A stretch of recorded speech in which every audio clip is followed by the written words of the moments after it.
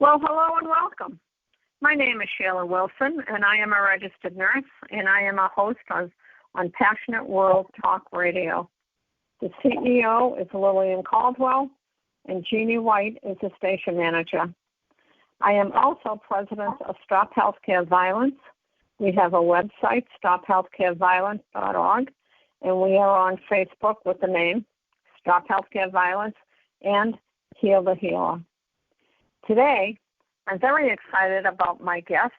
Her name is Meredith Addison.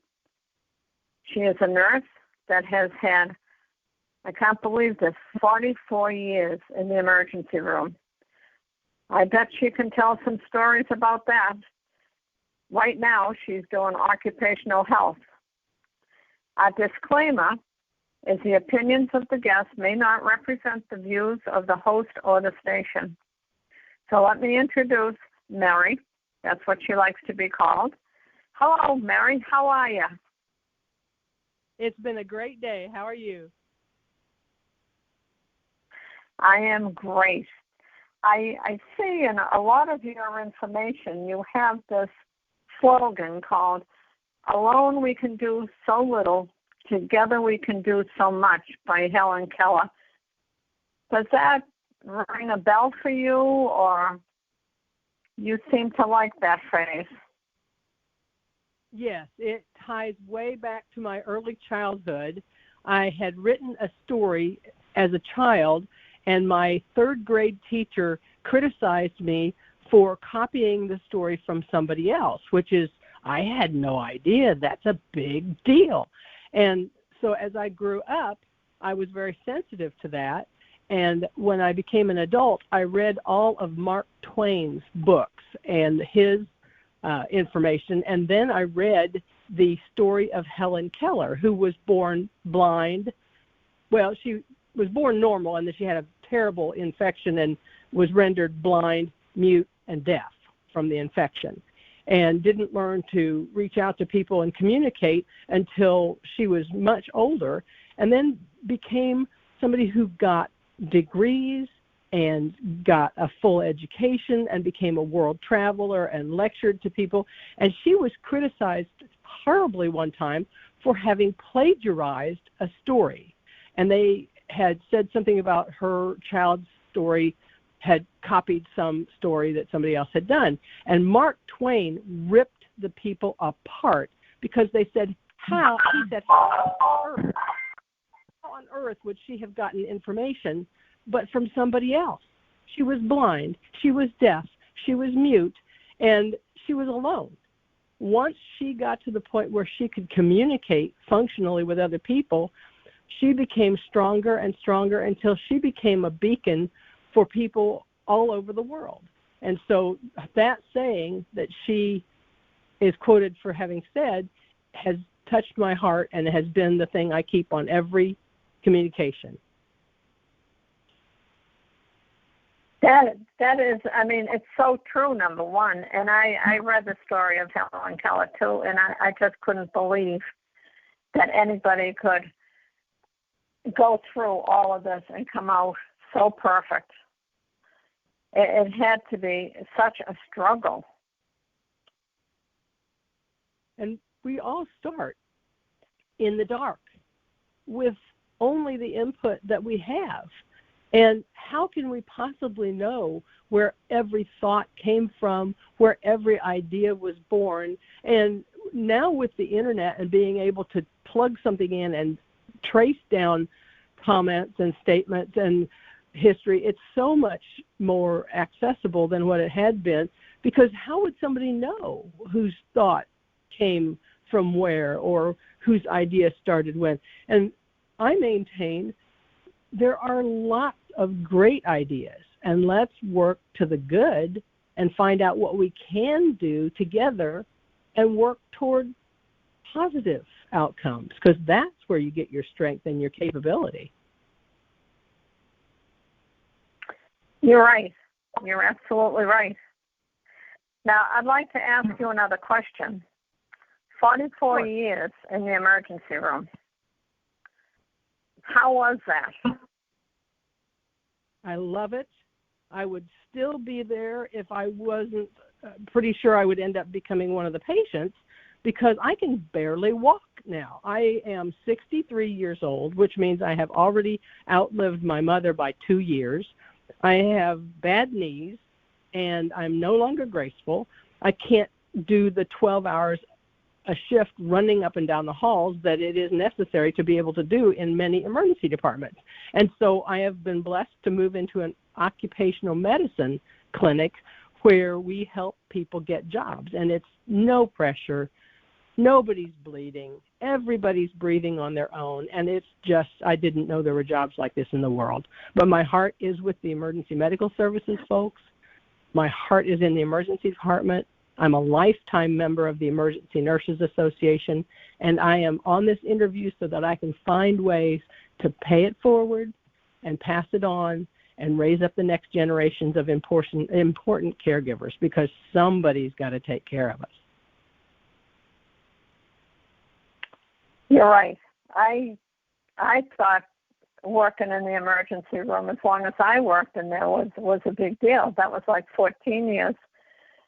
Did you have any assaults in your emergency room? Yes, ma'am. And it is surprising how embarrassing it is. You're in the middle of your shift, you're doing your job, and all of a sudden something happens to you.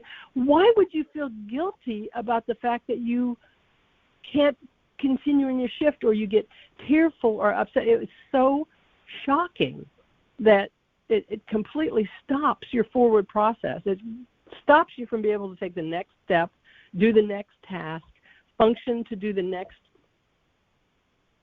Wow. It just rude and invasive and abrupt and unexpected and shocking and not okay. No. The ENA, which is the Emergency Nurses Association, and MNA did a survey. They had, I've forgotten how many nurses that they have sent out surveys to, and it came back 70% of healthcare workers or nurses get assaulted by the patients' friends or patients' family members. That's a very high number. Yes, it is. And I did all the bargaining to myself of, we're seeing people on their worst day. We're seeing people in unbelievable, stressful circumstances. I understand that. I get that. I am a caregiver. I am a servant. But if I'm not safe to do my job, how long will I be able to do my job? And how many people will choose not to come back? If it's life over limb, you're going to save yourself first.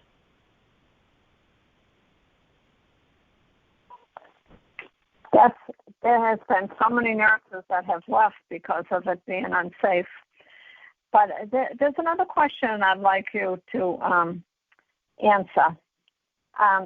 You have quite a list of volunteer, like the volunteer member of the emergency room nurse, volunteer board of directors, volunteer philanthropist. How is all that doing? You're a busy lady. I love it, and it is what I hope to do for the rest of my life. I tell people I'm on this side of the grass because there's still something to be done, and I am living in Indiana. That is the work situation that I understand. It is something called an at-will state, which means in human resources terms, you have a job as long as the people who employ you choose to have you stay and do the job.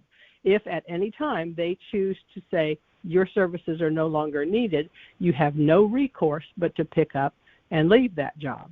So for the workplace, I have tried to do everything I can do to have every credential, every certification, every specialty, every verification of standards to the world level. But what I do outside of my workplace, I do as a volunteer, so that people who look at what I'm doing and want to discount what I'm doing or say it's for the job or say it's for some other thing, no, that doesn't hold water. And so it's been very freeing, very liberating, and extremely rewarding. Well, that's awesome. That is terrific. Now, there was something else that was on. I happened to do a little research. It said, ER, you watch it, we live it. Do you remember writing that? Well, that's a shocking story also. Long ago, when I first became a member of the Emergency Nurses Association, I ended up becoming a delegate to the National Emergency Nurses Association conference. And they line you all up alphabetically. So Indiana, Illinois, all A through Z. And it turned out that Indiana was in a line of chairs right in front of the folks from the delegation from Kansas. And I was nervous, and it was my first time in a big group of professional specialty people. And I saw the message on somebody's T-shirt, ER, you watch it, we live it. But did not remember it, did not have that in my mind. When I tried to go start trauma systems development, and I was told we can't do that, we don't have the resources, this will never happen, we don't have the money. And so I designed this little refrigerator magnet the size of a business card, because moms all have refrigerator magnets with little cute things on them. And I figured, they're 17 cents each. I'll ask for a $1 donation. Where can you get 4 times the return on your money for a little item that somebody can take home with them from a conference? So coughed up a couple $100 for 1,000 magnets, paid $250 for a booth at the National Emergency Nurses Conference, took these magnets, and some people took a magnet home. Some people took 500 magnets home. And basically, I came back to my little job in the emergency department with $1,800, and it was all donations. And so I went to the State Department of Health and said, now, we are one of 6 states with no statewide trauma system. Let's address this problem. And they acted like I'd brought them a chocolate cake. So never give up and never forget what you can do. Now, as I had the booth a couple of years later, somebody from Kansas came past the booth and said, that was our logo. You took that from us. And I thought, oh my God, it flashed me all the way back to 3rd grade. It flashed me all the way back to the scolding from my 3rd grade teacher about having copied somebody else's story idea, and my blood ran cold and I felt nauseated, and I got up and I followed her through the conference hall saying, wait, I think you're right. Please, what can I do to help? What can I do to take care of this? Can we split all the proceeds? What can I do? And she turned around. It was the president of the state council at that time, beautiful, wonderful woman, and she patted me and she said, honey, we never ended up doing anything with it. So my offer still stands. If there's anything I can do to help pay it forward, pass it on, include Kansas and the Kansas delegation and anybody grassroots to global, both of my hands are in the air, and I plan to do it. And you've got it on record right there. Wow, that's a great story, because, there's so much that you can do. And in our program, Stop Healthcare Violence, we made out all sorts of, on pieces of paper, on cards, actually, and pass them out to the nurses, what to do, how to, if you get assaulted, what you need to do right away. And I would pass it off when I was in the train station, anybody in scrubs, because nobody ever wore a white uniform anymore. And it was very popular, absolutely amazing. And I didn't make any money on it, but to me, at least, we were educating the nurses to take care of themselves. And that's a very important thing. And now what we're trying to do is educate the public, because they don't seem to understand all the assaults that happened. Well, but I love your idea about this. Yeah. Go ahead. It was back when the ER show became popular, and honestly, there were some people who were actual Emergency Nurses Association members who were friends or family of the actual initial crew of the set for the folks that were doing the ER program. They got a hold of those folks because initially the program was not showing nurses in a favorable light, according to the emergency nurses members. And so they physically brought them to the national conference. I think it was in San Antonio that year. And they did confront them with real stories that were so much better than the ones that they had created for the show, that they had, the way I was understanding it was reported to me, a consulting person and numbers of people that were actual ER staff from then on. That's when it got really popular. And it's true. People used to say to me, oh gosh, do you watch that show? And I said, no, God, I live that show 12 hours a day. So no, I don't watch that. But it was, and Robert Sheila millions of dollars to build his Crystal Cathedral, and he came up with the idea that, oh my God, this is too big of a project, I can't do it. And then he broke it down into tiny little bites, like megabytes. And I don't need $1 billion. I need 1 billion people with $1 each. And that's what I got that idea, and just started thinking, well, if I just get a $1 donation from each person, put it all into the fund, then it'll eventually mount up to the point where there'll be some kind of return on interest, and we can do whatever we need to do. And then when somebody says we can't afford that, we'll say, well, we'll take care of that. What's your next challenge? Because we took care of that one. It's been good. Wow, and that's paying it forward. And I'm not dead yet? That is an amazing story. Well, that's right. You're not. And what is your next plan? You have any more ideas? I am headed, God willing, to the Indiana Rural Health Association annual meeting in French Lick, Indiana, June 13th, 14th, and 15th.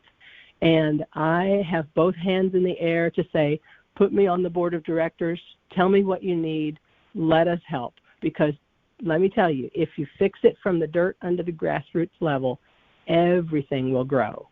If you fix it from every little bit of next attention person, everything gets better. So it overflows, it overwhelms. And we share. Rural people share. So that's just the way we've learned. That's how you get along. When you know the person that you're going to need is your next door neighbor, and they would be embarrassed to be asked for money, they would do anything you need just if they knew you needed it. That's a good feeling. And it's pay it forward. It works great. Right. Well, times have changed too, and there was a time that your neighbors were, living beside you, and you knew everybody, knew them all on the street. Now things have changed, so you don't know too many neighbors. At least that's where I am. But the neighbors I have, I'm very close to, and you do help each other, and you pay it forward. It still works the same way. You don't even have to ask. Right. Yeah. When you see an older woman out there, it's amazing how just even if you only spend 15 minutes with somebody, saying good morning, you look terrific today. That's important. So, time is a great equalizer. It turns out it all comes down to time or money. And money is there, and money flows to service. And time is the great equalizer for service. And all of us have only this moment in time. So it's up to us what we do with it. That's right. That's right. You never know how much longer you're going to live. And every second counts. It's you never know. You just never know. And so what else can you tell us about you? You're a very active nurse. You're 63 years old. Well, are you involved with a lot of things? Well, as much as I possibly can be, and I'm willing to be much, much more involved. But I'll tell you, when I was 16 years old in 1976, and I was very, very highly ranked in my high school class, and I went to visit a very important, famous land-grant college, I bounced up and down in front of the tour guide, and I want to be a vet. I want to be a vet. I'd been wanting to be a vet since I was old enough to pick up an animal.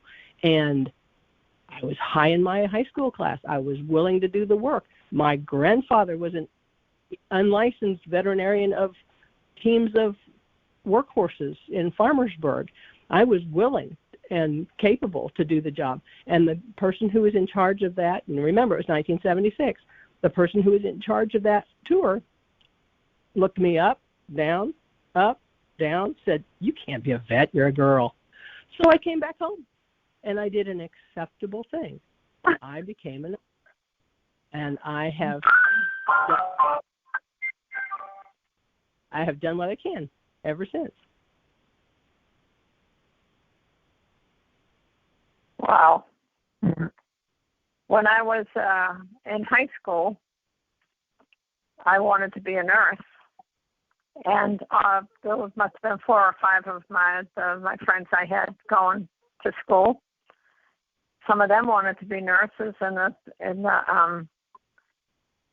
teacher that was, listening to us and do everything, and then she gives us a test, and she talks, and a couple of weeks went by, and she pulled me aside. And she says, "Sheila, you can't, I wouldn't advise you to go to try and become a nurse. You're not suited for it." And so from there, I became a bookkeeper. And then I got married, had a bunch of kids. And when I was in my 30s, that's when I went into nursing school with the help of another person that had just gone into nursing school, and she had 7 children. And she's the one that helped me go through everything. She was just graduating. And it was the best thing. I always wanted to do it, but this one person, it's just like these one things that happen in your life. And it just kind of scarred me, because she didn't say why I wasn't suited for it. But these are things that happen. And now it's Stop Healthcare Violence, and the fact that so many people, nurses, are getting assaulted, and nothing seems to be getting done. In the state of Massachusetts, we've tried to get the felony bill since 2010, when Deval Patrick made it a misdemeanor. And they won't pass it into a felony law. Now, I don't know if Indiana has a felony law. It doesn't say you do in the list I have. Do you know if you have a felony law or a misdemeanor? They mentioned it today at the state council meeting. They do have the law, and it is more than a misdemeanor. It is a state law, but it is not federal. It's not it's not a felony. Yeah. It doesn't go to that level. So there was some discussion about that today at the council meeting. It seems as though most states are talking about, the laws again because of the stabbings and the shootings. But they aren't talking about to get the solutions. To have nurses do the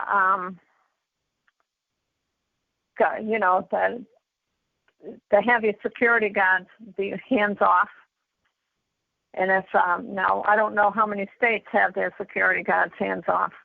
I don't know how many states have people, that have tasers that can't tase if they don't see a gun or a knife. And it just makes it very difficult for the healthcare workers. And I'm all for nurses, but I used to be a medical assistant. And I know some of our housekeepers got assaulted. So, I want to fight for all of them. There should not be any type of violence in a hospital. Do you by any chance have a metal detector when you worked in your emergency room? We do have security guards, and they do have metal detectors. They don't have anything that every person passes through or anything like that. They have the capability of being able to assess a person.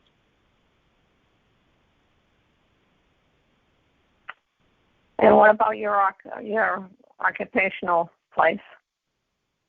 Nothing. Nothing. So people can come and go, just like going into a regular store. Yeah. And we had 2 shootings in it's called the South Shore Plaza. Big, big plaza. Beautiful place to go shopping for just about anything. But there was sometimes 2 shootings. And now with everything that's going on, is Indiana pretty safe? Indiana is as amazing as you can possibly imagine and as scary as you can possibly imagine. It all comes down to the person-to-person interaction, and it all comes down to choice. Persons choosing to be incivil or to be civilized. And yes, there are a lot of people with pain, and people in pain act out in different ways. And yes, we are helpers, and we're supposed to be in the intervention of people who have needs and are in pain.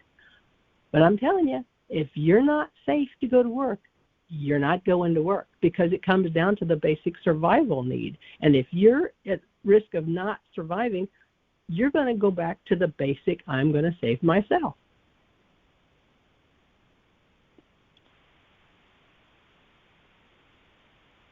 And so what do you do with stuff like that? How do you get somebody to think right? Different with every person and with every situation and with every day and with every shift.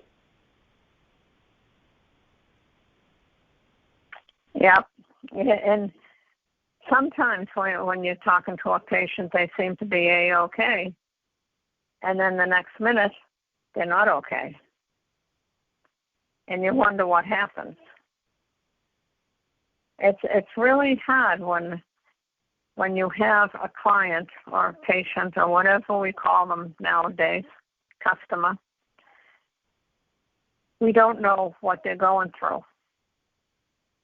Exactly. And it would be nice if they had like a ticker tape on their head, and it comes out, their nose or their ears saying, I'm in excruciating pain.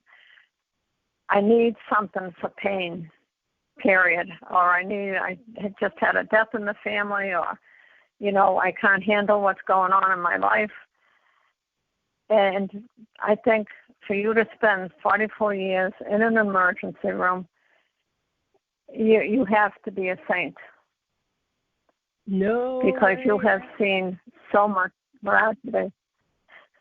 I am a human resource. I am no saint. And my first day at work as a nurse's aide, I fainted flat on the floor, hit the ground like a log.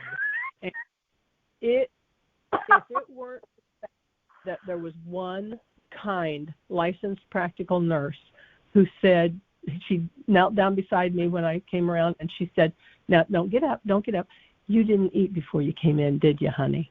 And she got me a little soft thing to put under my head, and she talked to me. And I don't know how many of the other people were rolling their eyes and saying, well, she'll never be any good for anything. I have no idea. But I remember the kindness. I remember the positive. And I remember that lady like burned into my brain. I want to follow her example, and I want to do what I can while I can, because people have needs, and we provide for people's needs. That's what we do.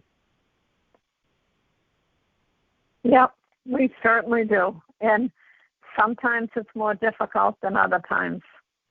And but it's always, I feel grateful after working a shift and things went okay. And yeah, if you help one person, that is terrific. And all sometimes it takes is to go in and hold their hand. Let them know you're there. To put the little beeper, or not a beeper, the button in their hand so that they can call you. Just to give them some support. It's pretty darn scary to be a patient, I think. I've been a patient a couple of times, but... that's a really good potential idea for a fundraiser, is answer the call. It's so simple, and it comes down to that, too. Answer the call. Doesn't know you're maybe not even having, but cool. You can keep looking. You have my blessings and permission to take that as far as you want. Yeah, you haven't got it out on paper. Yeah, what do you call it? You licensed it? No, that's right. Pretty good. Answer the call, and that's exactly what we do. It is from 1 minute to the next. My prayers go out constantly to the emergency medical services providers. 70% of them, upwards of 70% of them, are still volunteers nationwide, state by state. They answer the call. And maybe they do go on to the next level to be able to get a higher income. Maybe they do go on to the next level to try and be able to research or publish or become a physician or become who knows what. But if they start as a responder, a first responder, this is not rocket science. You can start this in 3rd grade in elementary school, and along with the lessons come lessons in civility and lessons in pain and lessons in other kind of response ability. And not everybody's abilities are the same. So you get somebody who's really good. Maybe their response ability to answer the call will go to the next level. Maybe they'll become a brain surgeon. Maybe they'll become a great mom. We don't know that. No, we don't know that. And unless somebody gives us a chance and to be patient and to guide us, nobody will ever know. And we didn't come out of the birth canal, knowing everything. I think you said that earlier. Absolutely. And it's all of a sudden, you're supposed to be, you're there for a couple of hours and you're supposed to learn everything, but it's really hard. And just to have people beside you and to guide you is just fabulous. And that's how we should all do it, to help each other. And it is rewarding beyond financial means. It is all absolutely. When you see the tears go away and the smile on people's faces after you've given them something, whether it be advice or whether it's medication, and now they feel good and they can control themselves and get back to living again, that is the best. It's almost like having a cold, and you're pumping on the person's chest, and all of a sudden his arms come up, and he goes, okay, enough. I'm okay. I don't know if that has ever happened to you, but boy, it happened to me one time. And it's like, it is, you look, well, we all looked up to see if maybe God was just hovering over us and helping this person. It's amazing. Now, Mary, do you have anything else you'd like to say on this interview? Your mileage may vary. Your results are going to be your results. And I hope that you will try and try again and keep taking the next breath, keep taking the next step, and realize there are people out there who will help. Do what you can to look for the positive. That doesn't mean you're not aware. You realize there's lots of bad out there. There's lots of negative out there. Be wise. Be wise. Be safe. But look for the good. Hang on to the good. Connect up with other folks that are good, and you never know what you can do till you just keep trying. That is absolutely awesome. I want to thank you for coming on to the show, Mary, and I'd love to have you on again, if at all possible. And you sure know, you have anything else to say before I go? I strongly encourage people to get into the healthcare field at whatever level they choose.